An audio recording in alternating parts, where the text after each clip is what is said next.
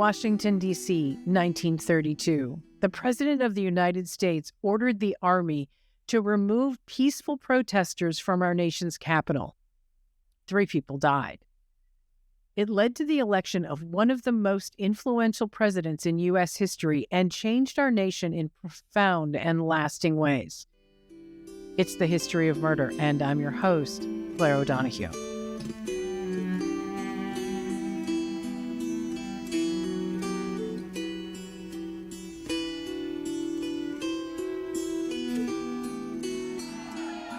On July 28, 1932, a group of protesters were forcibly removed from dwellings they had set up in Washington, D.C. During the events that day, a D.C. police officer named George Senault shot and killed a protester, William Hushka. Another officer killed protester Eric Carlson. The Army, under the orders of General Douglas MacArthur, continued the evictions. Eventually, they flattened and burned down the camps that had been set up. They used tear gas and bayonets to get people out. An 11-week-old baby would die of tear gas inhalation. An 8-year-old boy was partially blinded. 2 police officers were injured, and 1,000 protesters suffered from tear gas-related illnesses. But the Army was successful. The protesters were removed. Who were Hushka and Carlson, and why did the President and Army generals want them and the other protesters gone?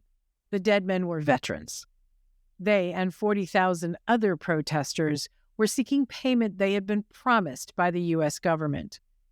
Why the government chose to remove them so forcefully is a longer story.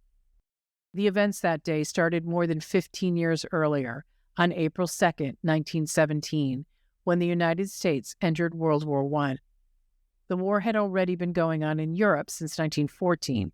According to Laura Vogt, Vice President of Education and Interpretation at the National World War I Museum and Memorial, there were several reasons for the U.S. finally joining the fight. There were a number of Americans who were deeply interested in what was happening within Europe, but we were separated by an ocean. And Woodrow Wilson went into the presidency as the president who had kept us out of the World War. Ultimately, there are several factors that lead to the president's declaration of war against specifically Germany, not all of the other Central Powers. But the precipitating factors were a telegram that was sent, not actually approved by the German government, but was sent to Mexico just to consider the idea that they should attack. Additionally, Germany declared that they would be resuming unrestricted submarine warfare again. And that ultimately is what turns that tide. And where Woodrow Wilson felt that he needed to make that declaration of war. What Wilson needed now was soldiers. This war is the start of the draft for the United States, but it was actually called selective service. And so it was the opportunity to volunteer and to be brought in to a volunteer army because your number was pulled. The U.S. fought in the war for about 19 months. There were over 2 million Americans who were actively overseas in the effort for the fight in the World War on behalf of the United States. Among those who fought were men who would become legends in the Second World War: Dwight Eisenhower, Douglas MacArthur, and George S. Patton. Patton really understood that tanks were going to be the next modern cavalry, and so Patton really showed his great leadership in teaching and working with the tank brigades, and really starts what becomes the modern American military with those actions. Patton was famous for not expecting his troops to fight while he stayed back. He was at the front of the battle each time. Next to him was 22-year-old Joe Angelo, a New Jersey native who was the orderly of then-Major George Patton. On September 26, 1918, during action in France, Patton was hit by machine gun fire and seriously wounded. Joe later recalled that harrowing time. He was spawning blood. I ripped his pants where the bullet went in with a trench knife. I put my fingers in the hole and he was bleeding badly. I could fit 4 of my fingers in the hole where the bullet came out. Every man was issued a first aid kit strictly for his own use. Joe used his to patch up Patton. When it was safe, Joe, who was 5'5" and weighed 105 pounds, sometimes carried and sometimes dragged the 6'2" Patton 3 miles to camp and to safety. I had no fear until it was over. Then I realized what I had done, and I thought I was crazy. Joe received the Distinguished Service Cross for his actions. In an interview he did in 1918, George Patton praised the man who had saved his life. He is, without a doubt, the bravest man in the American Army. I have never seen his equal. Though Patton lived, almost 117,000 Americans died in World War I. Nearly twice that number were injured. When they came home, they were celebrated, sort of. Many returning veterans found that their jobs were gone or their farms foreclosed. Some owed back taxes. And they realized that the pay they got when they were drafted or volunteered was less, sometimes much less, than they would have gotten for similar jobs back home. Joe Angelo had worked at DuPont Powder Works before enlisting. He would later say he took a pay cut to serve, from $1.25 an hour to $1 a day. Many veterans came back wanting compensation for the pay they lost by serving their country instead of staying home.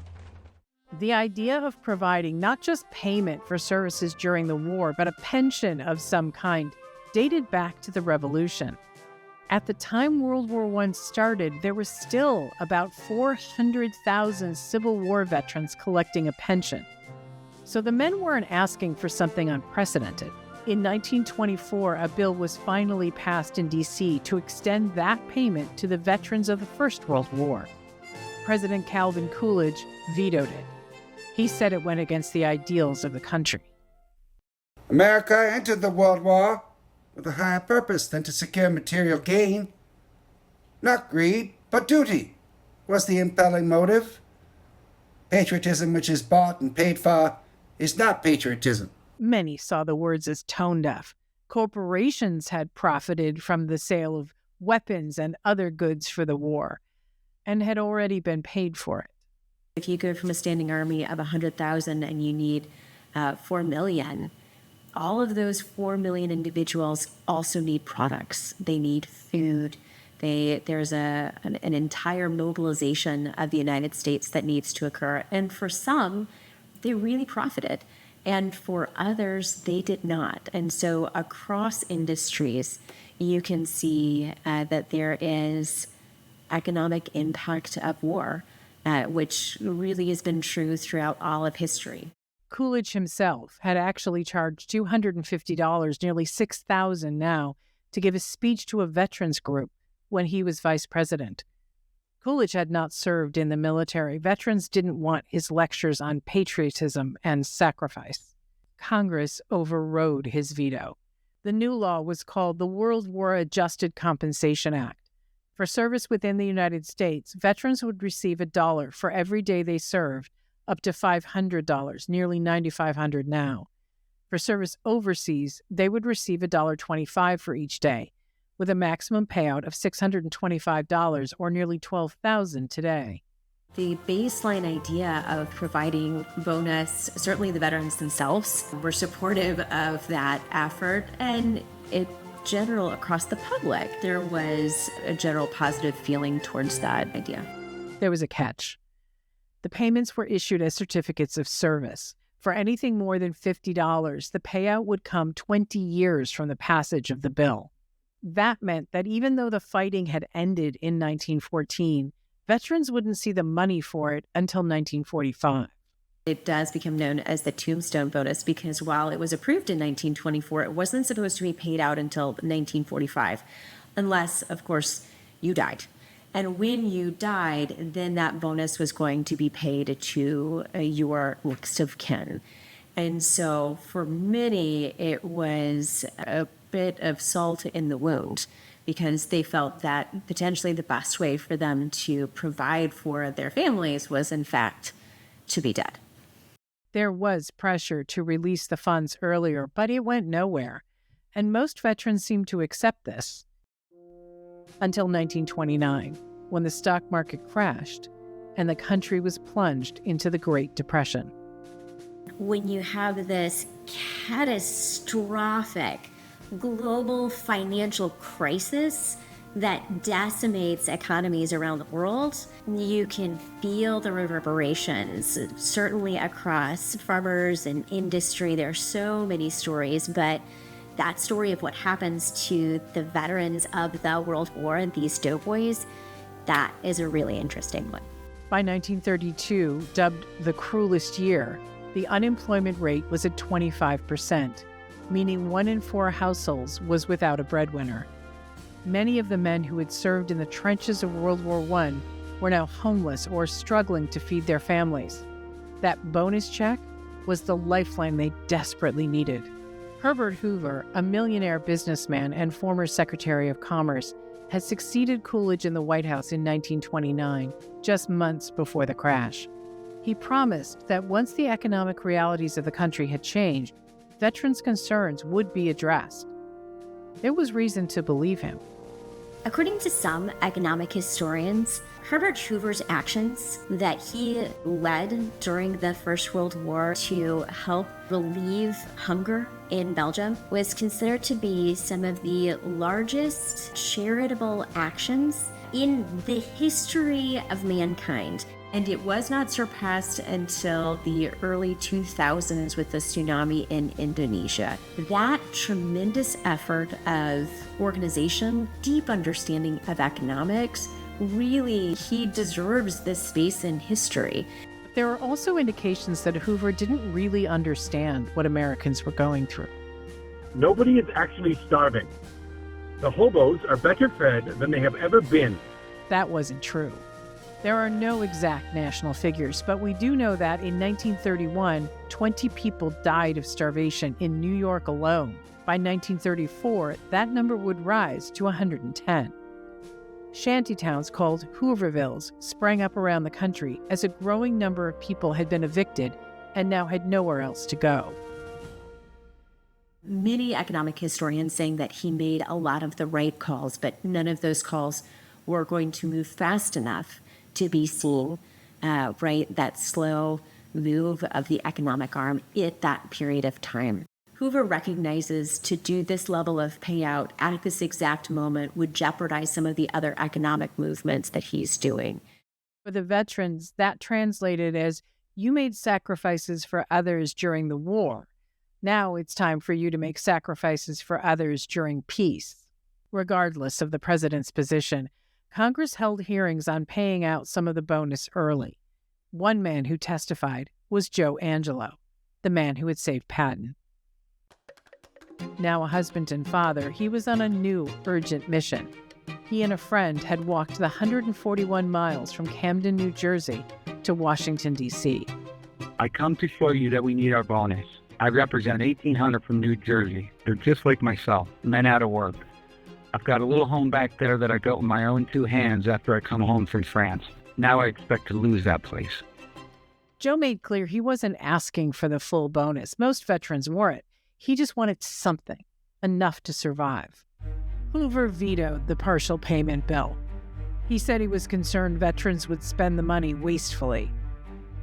The number of veterans in need is a minor percentage of the whole. Opening the federal treasury to 1,000 purposes breaks the barriers of self-reliance and self-support in people. I wouldn't characterize it as just a complete brash dislike of veterans or a complete disregard of their service, but their actions were in absolute conflict with what he believed to be best economically for the nation. Business also opposed payment of the bonus to veterans, saying it would increase taxes and inflation. Secretary of the Treasury Andrew Mellon, with a personal worth of nearly $400 million in 1930, said that it was, quote, a serious impediment to business recovery, unquote. The VFW, the Veterans of Foreign Wars, argued the opposite. They said that paying out the bonus would be, quote, a stimulant to current economic conditions, unquote. It is 1932 when veterans really are kind of rallying together for a larger national action, and the idea to march on to Washington and to be in Washington, D.C. until Congress votes for the bonus to be delivered occurs. The first wave was in January, when truckloads of unemployed began to arrive in D.C. Most came from Pennsylvania, led by Father James Renshaw Cox. Cox was well known in Pittsburgh for being a champion of the poor. Many of the men wore their World War I uniforms. 2 brass bands, cars, and trucks followed along. Towns along the way put the men up and provided food and shelter. Even toll collectors let them drive through without paying. The Hoover administration tried to paint Cox and the others as part of a communist propaganda ploy, but that didn't play well. D.C. Police Chief Pelham Glassford, a retired brigadier general, told the administration that none of these men wanted to overthrow anything. They just wanted jobs. But the Red Scare had taken hold. The Army began to study the possibility of having to fight communists at home. Their plan was to send the Army into U.S. cities. They listed Chicago, San Francisco, New York, and Washington, D.C. as possible targets they would have to defend against U.S.-born communists. Though there's no evidence for any plans of a communist takeover in the cities, there was a rising bitterness in the country because the suffering wasn't equal. While veterans and other ordinary Americans did without, the rich were getting handouts from Washington. Hoover's economic plan was to give loans to businesses with the intention that they would invest in the economy, create jobs, and get the country out of the Depression. The term, trickle-down economics, was coined by humorist Will Rogers to mock this plan. He told audiences that bankers had the honor of being the first group to go on the dole. In Portland, Oregon, a former sergeant named Walter Waters had been laid off from his job at a cannery, and he could not find any work. He became obsessed with the idea that the bonus payment should be paid out, and the only way to get it was to go to D.C. and lobby for it. I noticed that the highly organized lobbies in Washington for special industries were producing results. Loans were being granted to their special interests, and those lobbies seemed to justify their existence. Personal lobbying paid, regardless of the justice or injustice of their demand. Waters wasn't the only one who hoped to lobby in D.C. The VFW held a march on April 8, 1932, with over 1,200 veterans. The American Legion joined them. Another group had come from Oregon on trains to lobby for the same cause. Getting at least partial payment of the bonus was their aim. They brought letters from vets, and they and the VFW brought petitions with millions of signatures. But Waters felt signatures wouldn't do the trick. Politicians needed to look veterans in the eye. And while the January group had left after marching, he felt veterans needed to go by the thousands and stay. Throughout the spring of 1932, he rallied men in Oregon to go to D.C. with him, with a simple plea that they wouldn't be worse off. There is little difference between hunger in Washington and hunger in Portland. Waters and a group of about 300 veterans began moving toward D.C. They took a train part way, then hitched rides or walked, ate donated foods when they could get it, and began calling themselves the Bonus Expeditionary Force, or more informally, the Bonus Army. They were not a stealth army, though. Everywhere they went, they got publicity and additional men who joined. In fact, the publicity gave other men the idea to make their own way to Washington. Some brought their wives and children as they had nowhere to leave them behind and no idea how long they would be gone. But the publicity had another effect. It gave time for Hoover and the Army to create their own plan to get rid of a group they were convinced was made up of communist agitators. About 15 tanks were brought into D.C., and Army generals such as Douglas MacArthur began openly talking about defending the capital from these men. D.C. Police Chief Pelham Glassford had been the youngest brigadier general in World War I. Now he had divided loyalties. He sympathized with the veterans and wanted them to stay safe, but he didn't want his city overrun.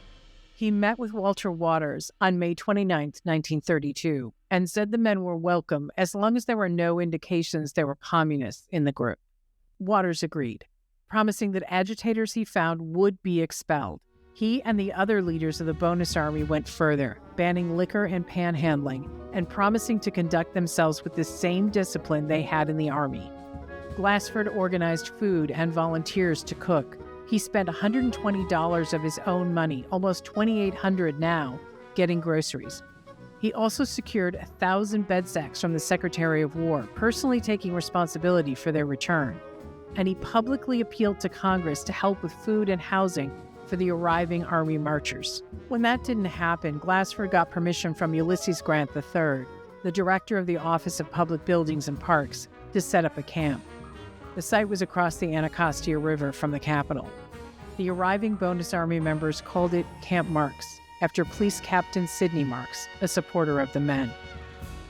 They set up rustic camps in the spaces to wait, to advocate, to not be invisible, so that as people are voting, they can be seen and that they can be lobbying just by their presence, let alone other lobbying efforts that occurred in that time frame. On June 8th, Waters and about 8,000 men marched, many of them with the medals they'd been given in the First World War.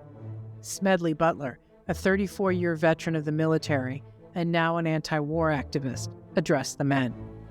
Makes me so damn mad a whole lot of people speak of you as tramps. By God, they didn't speak of you as tramps in 1917 and 18. No.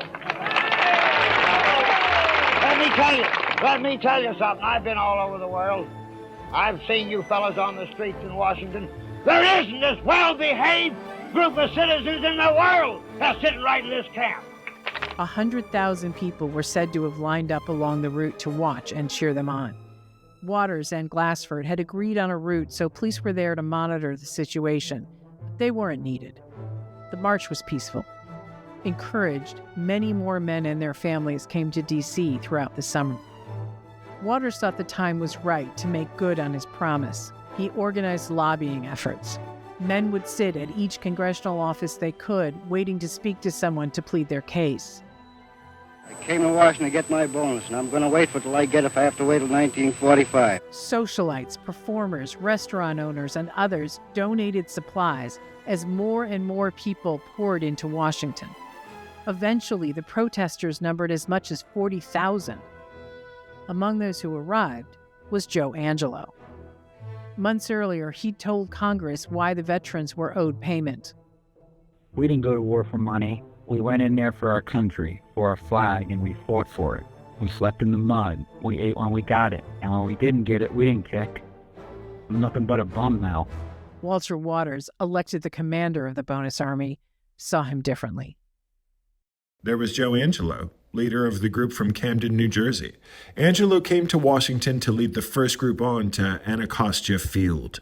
As the number of arrivals grew, Glassford secured more housing, sometimes in otherwise abandoned buildings, and arranged for local Marines to set up a clinic, staffed by doctors, dentists, and medics. When it became overrun, Douglas MacArthur agreed to let them use another Army hospital south of D.C. to care for the protesters. And there were a lot of issues: bronchitis, blistered feet, stomach problems, and more, mainly due to the poor living conditions in the camps. But Walter Waters said there were benefits to the conditions. No landlords come daily threatening eviction. No bill collectors called. The absence of gas and electricity had at least the compensating comfort that neither could be cut off for non-payment of bills. Camp Marks became the epicenter for the Bonus Army. The Salvation Army opened a library. Musicians entertained. Bonus marchers found materials to build housing for new arrivals. Children played. And everyone used the river to bathe and do laundry. It also became a kind of tourist attraction. Reporters came there, of course, but so did local families who wanted to meet members of the Bonus Army. Hearts in D.C. and around the country were with the veterans. To keep it that way, Joe Angelo and others assigned work details to the group. One important rule was that every man staying in camp had to prove they'd served in the war and had been honorably discharged. They turned those skills that they learned in a fight for democracy into their own hands and for their own democratic nature to fight for their own families and to be seen within the economic sphere of the American public at the time. One thing they did not carry over from their time in the military was segregation. Black and white veterans and their families lived, ate, and marched side by side. Black soldiers had served admirably in World War I, but often with French troops. The 93rd Division and regiments within that served under the French for a period of time, but the 92nd always served with the United States. And they, in part, were sent and they served with the French because the French so desperately needed men to fill in the ranks. And so Pershing shared these 4 regiments to head into that action. And in that, like the 369th Regiment is the regiment that served the longest in the trenches of any of the American forces. They are some of the most lauded as well because of their frontline combat actions. Crisis Magazine, the publication of the NAACP, pointed out that the Bonus Army, quote, gave lie to the notion that black and white soldiers, ex-soldiers in their case, couldn't live together, unquote. Part of that desegregation comes from just out of necessity. I don't know that I could speak to every individual's beliefs at that time, but there certainly is clear evidence when you look back at the photographs that this is a rallying effort across an ethnically diverse United States and an ethnically diverse American military. It was more proof to the Hoover administration that the protesters were really agitators. Protests are not always seen as the most positive response by politicians and sometimes by the general public. But by mid-June, the Bonus Army was on the path to success. Another bill was before Congress to release payment early. Joe Angelo's photo was often paraded around by congressmen as an example of those who had sacrificed and were now being pushed aside. Joe was happy to play along, but he was worried that ultimately it might not matter. If the House doesn't vote the bonus, they're going to have to erect a monument here on Passport Park to mark the scene where the distinguished service crossed glass to glass. The bill passed in the House, but was defeated in the Senate. Despite having put everything into getting this bill through, there was no violence when the news came down. Protesters sang "America the Beautiful." Some men decided to give up and leave, but most stayed. Without jobs or homes, there was nothing to return to. But by mid-July, there were fractions in the camp. Joe Angelo became a fierce critic of Walter Waters, suggesting that Waters had used the protests to build a national profile and no longer cared about the men he had been leading. From the outside, it looked like a situation that could get dangerous. And once again, the government blamed the influx of communists as the main cause of the problem. MacArthur told others he believed the goals of the movement were, quote, actually far deeper and more dangerous than an effort to secure funds from a nearly depleted federal treasury, unquote. He said the men were traitors, whose real goal was to overthrow the government. On July 16th, Congress went home, so there was no one to lobby anymore. From Hoover's viewpoint, that meant there was no reason for the encampment. After months of patient indulgence, the government met overt lawlessness as it always must be met if the cherished processes of government are to be preserved. We cannot tolerate the abuse of constitutional rights by those who would destroy all government, no matter who they may be. Government cannot be coerced by mob rule. By then, there were about 12,000 people still in the Capitol. Hundreds of the marchers had been living in abandoned buildings. Hoover wanted them out. He ordered the police with a backup from the military to perform the evictions. It was primarily a nonviolent protest. There will be, and there were at the time, differing views, right? This idea that they were trespassing, that they were taking over federal buildings, that there was radicalization, if I'm not mistaken is the exact term that Hoover was using at the time, of these individuals to such an extent that their action was seen by some as being un-American. On July 28th, at about 10 a.m., evictions started. In response, someone threw bricks at the police. Pelham Glassford was on his way to the area to calm things down, but he didn't make it in time.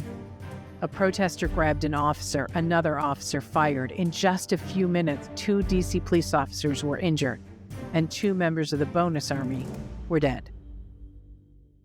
For Hoover and MacArthur, it was the signal that only the Army could stop more violence.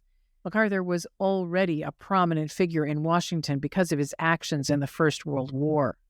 He was a tremendous leader, and one of the things that he became most well known for was this leadership from the front in some of the most horrific and heroic battles for Americans in the First World War.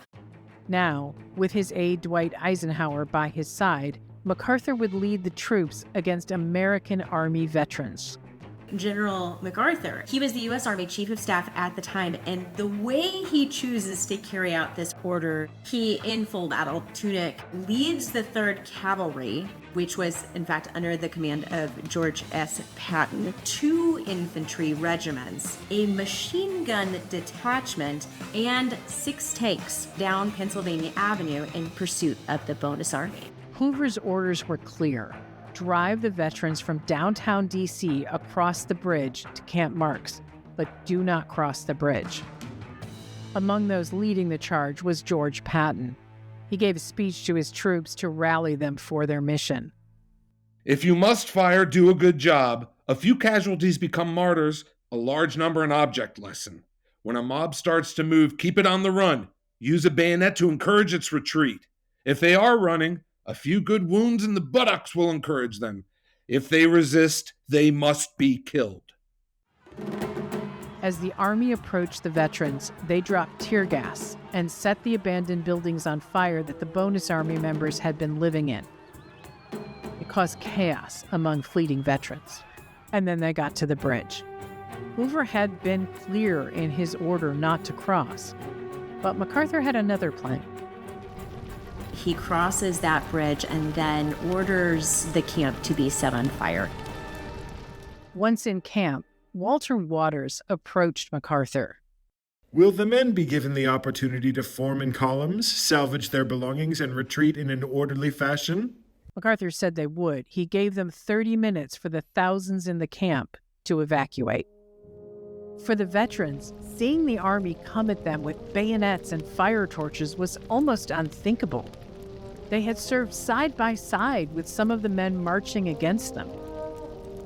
Before most could evacuate, the camp was set on fire. The smoke, along with tear gas, made it nearly impossible for many of the veterans to see an exit. An 11-week-old baby would die of tear gas inhalation, and an 8-year-old boy was partially blinded. By nightfall, the camp that had held thousands of veterans was gone, and the men and their families were once again homeless.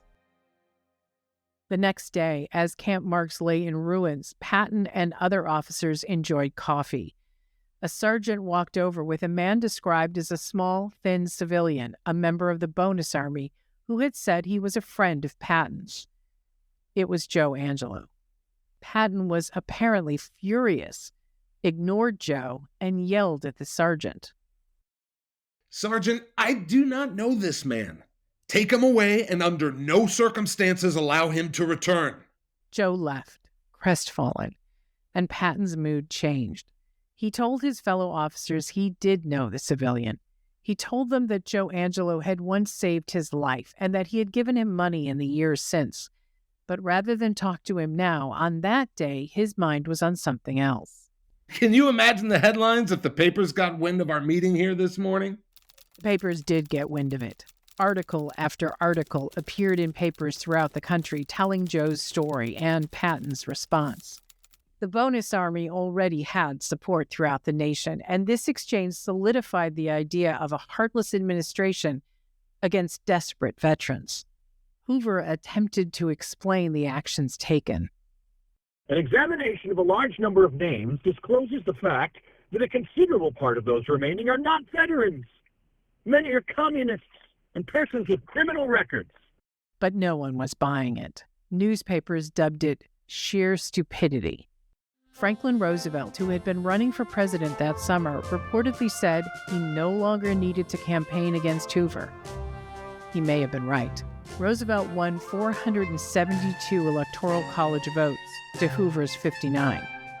Roosevelt had not mentioned the bonus army in his campaign. He didn't have to. It's a horrific moment in American history. This remains a horrific moment in American history.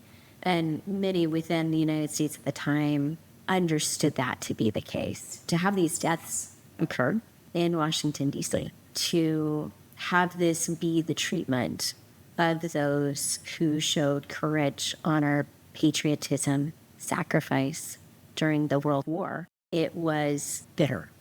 In 1933, members of the Bonus Army lobbied the new administration. After making sure the men were housed at Fort Hunt and had access to food, showers, and medical care, Roosevelt sent not an army, but his wife. Eleanor Roosevelt listened to their demands, and though the new administration did not pay out the bonuses immediately, the White House came up with new programs.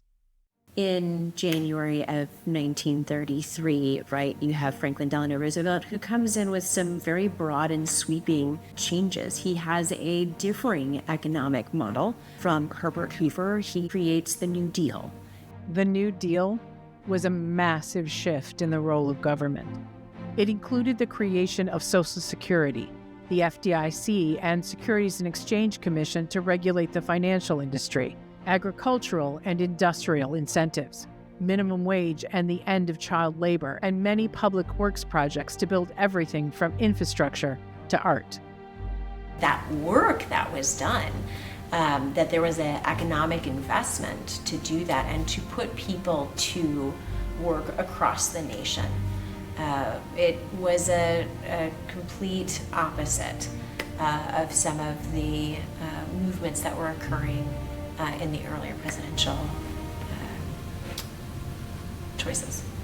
Included were jobs for many veterans in the Civilian Conservation Corps and Federal Emergency Relief Administration. Many veterans found jobs in other newly expanded federal departments, including Walter Waters. He joined the Department of War in 1935, reportedly at the recommendation of Douglas MacArthur.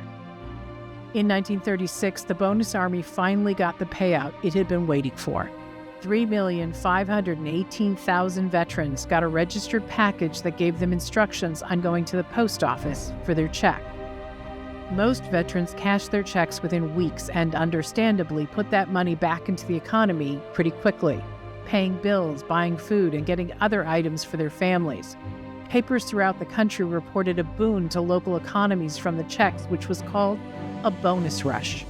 Patton and MacArthur would both suffer from reputational damage from their role against the protesters. But when the Second World War was declared, both men became legends for their actions in that conflict. Joe Angelo was married for 58 years. He died at the age of 82. Though he and Patton never spoke again after that day in Washington, he would later say he had no regrets about saving Patton's life. I'd follow him anywhere. He was one of a kind. Pelham Glassford was recalled to the Army in World War II. He retired in 1943 and became a painter. As World War II was winding down, there was pressure not to repeat the mistakes that had led to the Bonus Army. Returning veterans would be treated differently this time. Congress passed the GI Bill, and it addressed many of the concerns that had been brought to them in 1932. The GI Bill established hospitals and made tuition and mortgages available to veterans at low rates. In just the first few years after the war, almost 9 million veterans received nearly $4 billion from the bill's unemployment compensation program. In this particular moment, this snapshot that occurs, this real marked, you have sacrifices that are made to make us act differently, to provide more, and to see how we can honor that service. What do you think about this case? Please comment below. And if you liked this story, please subscribe to the channel, hit the like and notification buttons, and let us know if there are cases you'd like us to cover.